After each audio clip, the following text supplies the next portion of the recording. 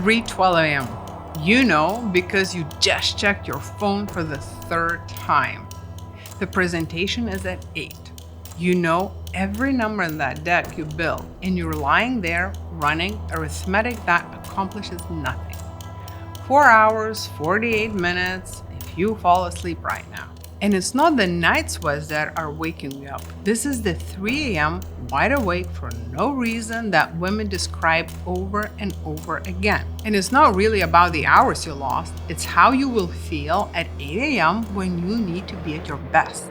Today, let's talk about sleep and cognitive performance in perimenopause, what the data shows, what works, and where the gaps are. I'm Dr. Jura, a neurobiologist who has spent 15 years in clinical research and drug development. My focus is on giving professional women access to the peer-reviewed science that explains exactly what's happening in their brains during the menopause transition. A 2014 meta-analysis in menopause pooled 24 cross-sectional studies covering over 63,000 midlife women.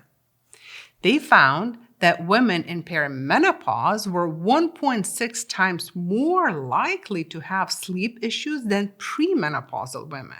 Another big long-term study called SWAN followed about 3,000 women in the US, checking in with them year after year.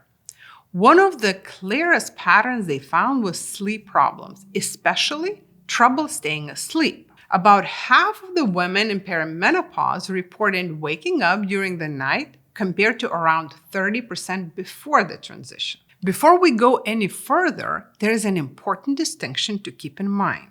Waking up because of hormone changes is not the same thing as having clinical insomnia. They're different problems and they don't respond to the same interventions. Clinical insomnia, by clinical official criteria, means you have trouble falling or staying asleep at least 3 nights in a week for 3 months or more, and it's affecting your daytime functioning. So figuring out which one you're actually dealing with matters since the solution depends on the cause. Let's examine what disrupted sleep during perimenopause actually does to cognitive performance and what science says about it. The best data we have comes from a 2009 paper in Neurology. The study followed around 2,400 midlife women over 4 years with repeated cognitive testing. What they found was that women in late perimenopause stopped getting better on processing speed tests. Normally, you do get better just from practice every time you repeat a test. That improvement disappeared during late perimenopause. The same thing happened with verbal memory, how well you recall something after a delay. Both came back in postmenopause. The follow-up question was obvious. Is it the sleep disruption causing this? So the researchers looked at whether sleep disturbance, hot flashes, or mood explained the cognitive change. Surprisingly, sleep disturbance didn't. It was the perimenopause stage itself that affected the cognitive change, which is either frustrating or interesting, depending on how you look at it. It might mean that asking women to rate their own sleep quality misses what's actually happening in the brain at night. Or it might mean the cognitive changes are driven more by the hormonal shift itself than by lost sleep. We truly don't know yet. If what I'm describing sounds familiar, subscribe to my YouTube channel. Every week, one topic, one video, peer-reviewed research that actually explains what is happening to you during perimenopause. Here's what we actually know from experiments. There is evidence that broken up sleep, even if you technically get enough total hours, can hurt attention.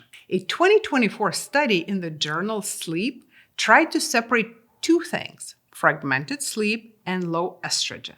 They brought 20 healthy premenopausal women into the hospital and temporarily suppressed estrogen with medication. So this wasn't natural perimenopause, and it was a small group, but the design was very strong. What they found was pretty clear. Fragmented sleep alone led to more attention lapses and slower reaction times even when total sleep time stayed the same. Lowering estradiol also worsened attention.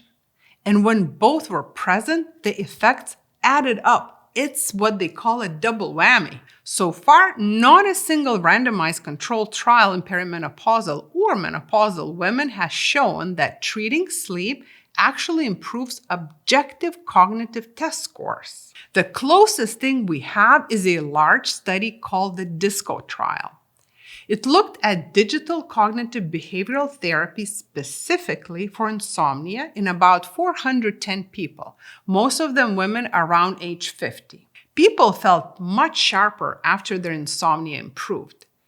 They subjectively felt like their cognitive function improved. But when researchers did objective cognitive tests, there was no difference between groups, 0. So people obviously feel great after fixing their sleep, but cognitive tests don't show measurable improvement. But you know what?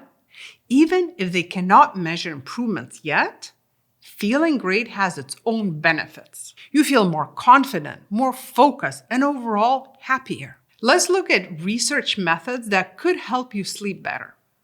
If you actually meet the criteria for clinical insomnia, cognitive behavioral therapy specifically for insomnia is the clear winner in every head-to-head comparison we have in menopausal women.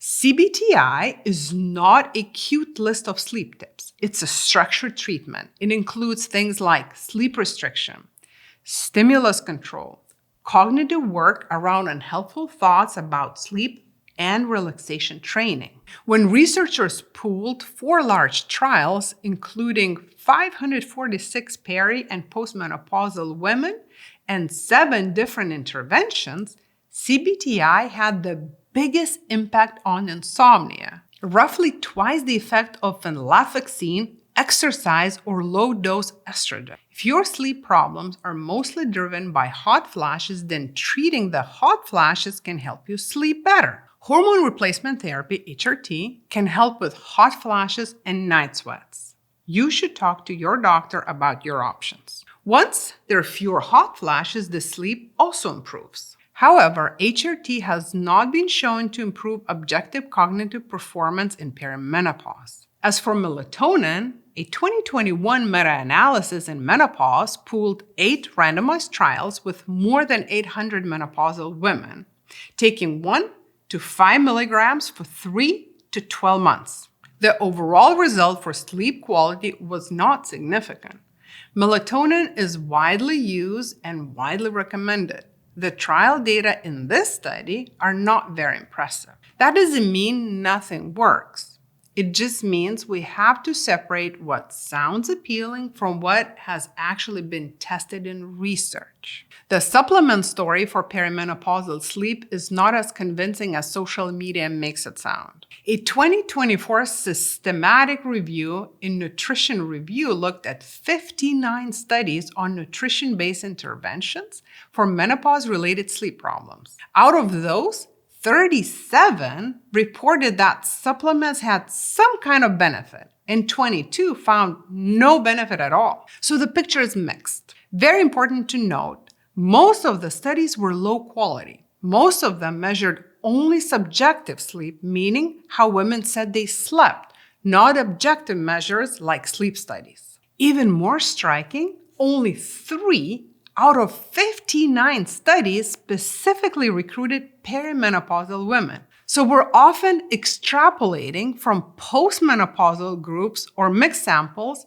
and assuming it applies to the perimenopause. That doesn't mean no supplement can help. It means the evidence base is much weaker than the marketing suggests. There was a 2022 meta-analysis in menopause that pooled together 16 randomized trials with more than 2,100 peri- and postmenopausal women. Overall, behavioral approaches improved sleep. Exercise has benefits. Mindfulness and relaxation look great. But the trials were very different from each other, and the authors couldn't make clear conclusions. Then, in 2025, another analysis compared 44 trials of different non-drug approaches. Relaxation, CBT, mindfulness, yoga, and exercise were all associated with better sleep compared to control groups. But again, the trials are quite small and many are not well designed to reach firm consensus on what helps the most. One practical takeaway that is fairly trustworthy: both low intensity and moderate intensity exercise can improve sleep. If you're not moving regularly, that's something you can start now to help you sleep better. Let's make this practical. First, figure out what kind of sleep problems you're actually dealing with. Waking up from a hot flash and then falling back asleep a few minutes later is not the same thing as clinical insomnia. If hot flashes are breaking up your sleep, then treating the vasomotor symptoms is the most direct path. That's a conversation with your doctor. If you're having trouble falling asleep, staying asleep even without hot flashes, or you wake up feeling unrefreshed at least 3 nights a week for 3 months or more, that fits with insomnia disorder. In that case, CBT-I is the first-line evidence-based treatment. In one trial, it was delivered entirely by phone, and it still was very helpful. You don't necessarily need to sit on a long specialist waiting list if structured programs are available. Second, exercise. Both low and moderate intensity exercise improves sleep. It doesn't have to be extreme. If you're not moving regularly, that's a lever you can pull today, and it helps far beyond sleep. Third, keep your sleep schedule consistent. A 2025 SWAN analysis found that irregular sleep timing was associated with differences in cognitive performance. It was observational, so we can't say that fixing your schedule will automatically sharpen your thinking. But the association is there. The biology makes sense, and going to bed and waking up at consistent times costs nothing. Now, what the evidence does not support: melatonin as a first-line solution for menopausal sleep.